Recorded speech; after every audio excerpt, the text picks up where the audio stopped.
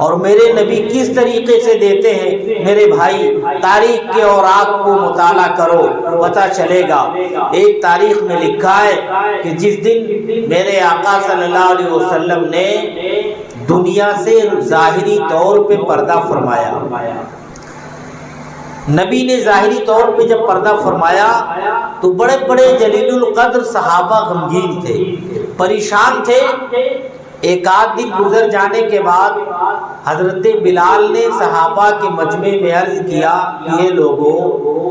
سب کو صرف ایک چیز کا غم ہوگا، ہر کسی کو ایک بات کا غم ہوگا کہ ہمارے آقا دنیا سے تشریف لے گئے، بس اسی چیز کا غم ہوگا۔ لیکن سنو، تم لوگ گواہ ہو جاؤ کہ بلال کو دو چیزوں کا غم ہے۔ ایک تو وہ غم جو سب کو ہے کہ رسول اللہ ظاہری طور پہ دنیا سے تشریف لے گئے، اس کا صدمہ مجھے بھی بہت ہے، اور دوسرا غم یہ ہے کہ میرے آقا نے ایک موقع پر مجھے کھجور عطا فرمائی تھی، اور یہ بھی فرمایا تھا رسول اللہ نے، بلال اسے تم اپنے جیب میں رکھ لو۔ میں نے اس نبی کے دی ہوئی چیز کو اپنے جیب میں رکھ لیا، اور جس دن سے میرے نبی نے مجھے دیا تھا اس دن سے لے کر آج تک میں اس چیز کو بانٹتا رہا، لیکن کبھی وہ چیز ختم نہ ہوئی۔ ابھی چند دن پہلے بھیڑ بھاڑ کی وجہ سے میرے جیب سے وہ کھجور گم ہو گئی،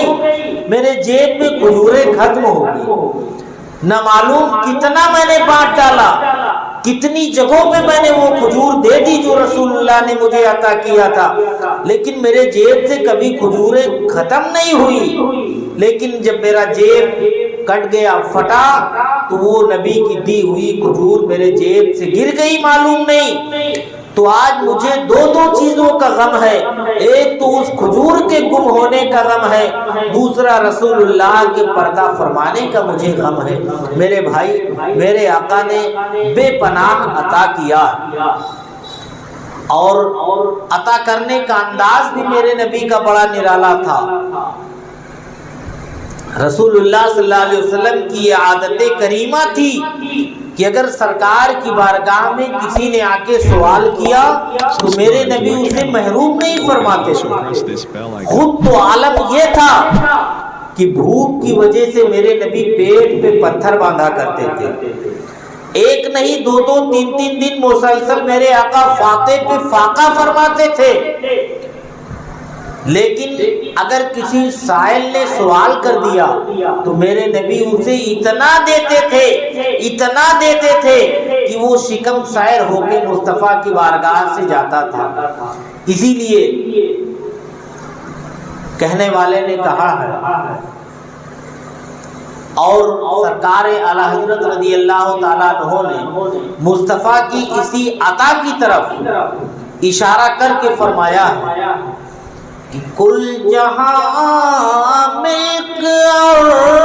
جو کی روٹی غذا، کل جہاں ملک اور جو کی روٹی غذا، اس شکم